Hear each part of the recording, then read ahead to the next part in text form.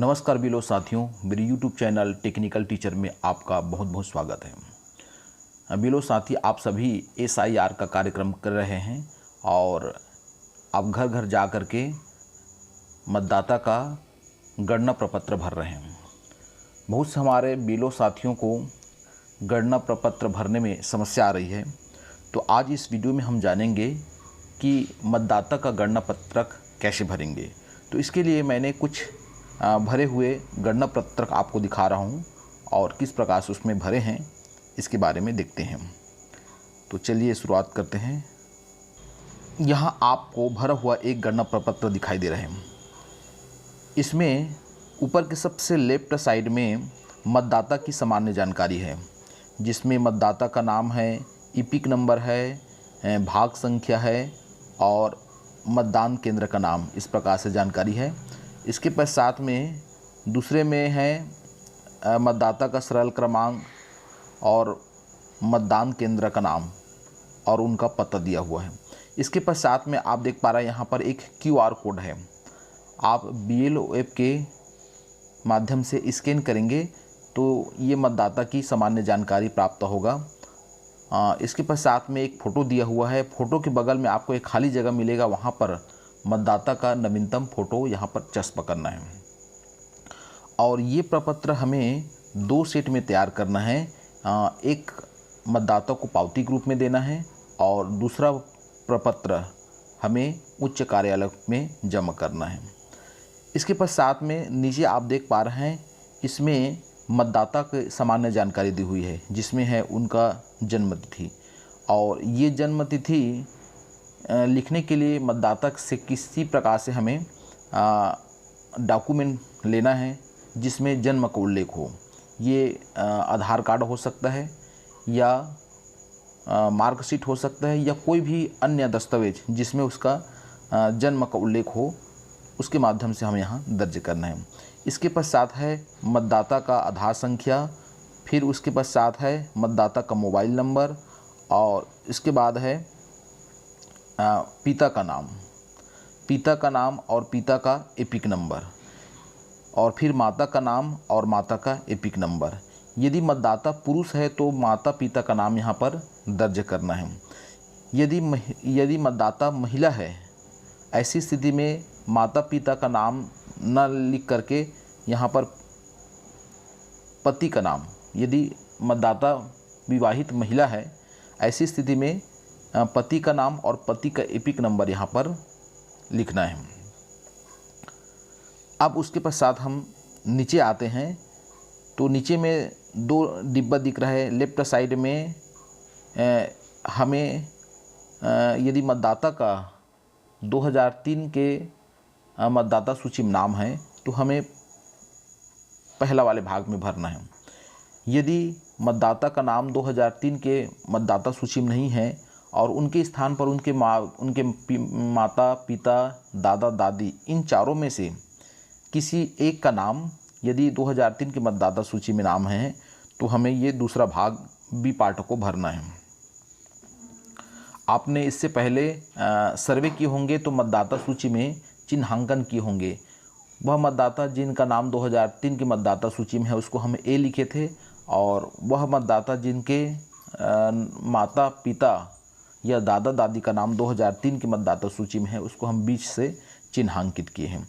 तो चूँकि इस मतदाता का नाम 2003 की मतदाता सूची में नहीं है और उनके स्थान पर उनके पिता का नाम 2003 की मतदाता सूची में दर्ज है, इसलिए हम B पार्ट को भरे हैं। और पूरी जानकारी भरने के बाद में हम उसका भाग संख्या, सरल क्रमांक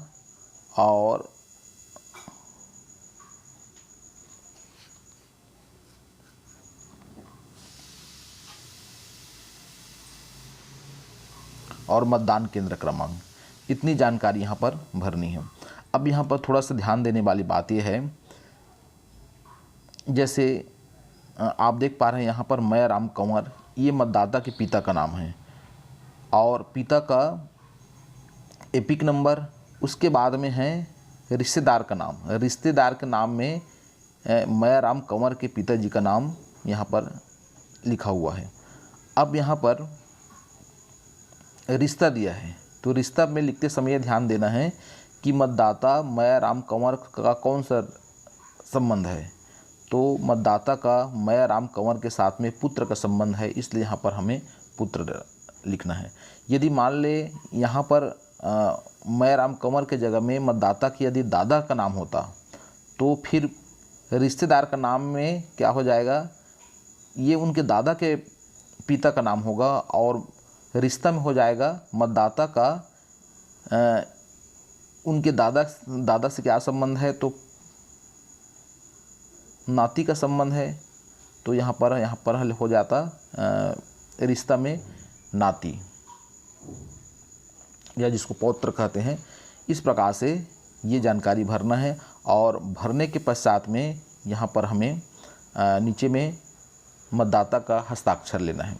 यदि मतदाता उपस्थित नहीं है तो उनके घर के सदस्य हस्ताक्षर करेंगे और फिर हस्ताक्षरकर्ता का मतदाता से क्या संबंध है, ये संबंध भी यहाँ पर लिखना है। और अंत में बीएलओ साथी जांच करेंगे और जांच करने के पश्चात यहाँ पर अपना हस्ताक्षर करेंगे। इस प्रकार से इस मतदाता की जानकारी हमें गणना प्रपत्र में भरनी है। एक और मतदाता लेते हैं जिनका नाम 2003 की मतदाता सूची में है, उनका हम किस प्रकार से भरेंगे देखते हैं। चलिए आपको एक और मतदाता का यहाँ पर भरा हुआ गणना पत्रक दिखाते हैं। इसमें ऊपर में तो मतदाता का सामान्य जानकारी भरना है, जन्म तिथि है, आधार नंबर है, मोबाइल नंबर है। अब यहाँ चूँकि ये महिला है इसलिए यहाँ पर हमने पिता और माता का नाम छोड़ करके उसमें पति का नाम यहाँ पर दर्ज किए हैं और पति का एपिक नंबर यहाँ पर लिखना है। अब इस 2003 की मतदाता सूची में जब जांच किए तो इस मतदाता का नाम 2003 के मतदाता सूची में मिला है, इसलिए हम ये भाग ए को भरेंगे। भाग ए में जितनी भी जानकारी है उसको भरेंगे और फिर उसका भाग संख्या, विधानसभा क्षेत्र और मतदाता सूची में सरल क्रमांक यहाँ पर नोट करना है। आइए इसके पश्चात एक और मतदाता लेते हैं जिनका 2003 की मतदाता सूची में नाम नहीं है। उनके माता पिता दादा दादी का भी नाम 2003 की मतदाता सूची में नहीं है।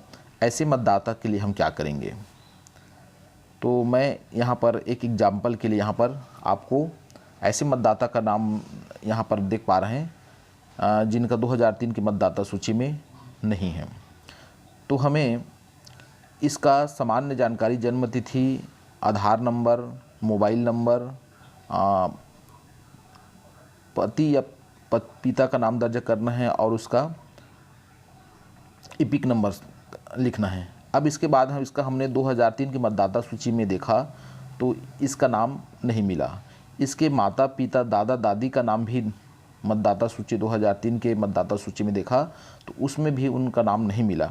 ऐसी स्थिति में हम क्या करेंगे, इसके लिए ये तरीका है, यदि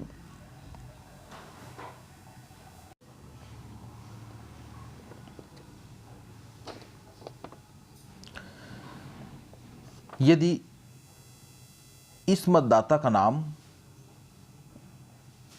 यदि यह मतदाता का जन्म तिथि 1/7/1987 से पहले का है, जैसे कि आप यहाँ का जन्म तिथि देख रहे हैं 1/1/1989 है। यदि इस मतदाता का जन्म तिथि 1/7/1987 से पहले है तो हमें यहाँ पर मतदाता से उनके स्वयं का कोई ऐसे दस्तावेज प्रस्तुत करने के लिए कहेंगे जिसमें उसमें जन्म तिथि या उनके जन्म स्थान का उल्लेख हो। दूसरा कंडीशन है, यदि मतदाता का जन्म तिथि 1/7/1987 से 2/12/2004 के बीच में है, जैसे आप यहाँ पर इस मतदाता को देख रहे हैं 1/1/1989 है जो कि 1/7/1987 और 2/12/2004 के बीच का है। ऐसी स्थिति में हमें इस मतदाता का स्वयं का कोई दस्तावेज प्रस्तुत करना है जिसमें जन्म तिथि और जन्म स्थान का उल्लेख हो। साथ ही साथ इसमें एक और दस्तावेज की आवश्यकता होगी जिसमें उनके पिता या माता का कोई एक दस्तावेज जिसमें उसकी जन्म तिथि और जन्म स्थान का उल्लेख हो। इसके लिए आप अपने गणना प्रपत्र के पीछे भाग में 13 प्रकार के दस्तावेज दिया हुआ है। उस दस्तावेज में से कोई एक दस्तावेज प्रस्तुत करने के लिए इस कहना है।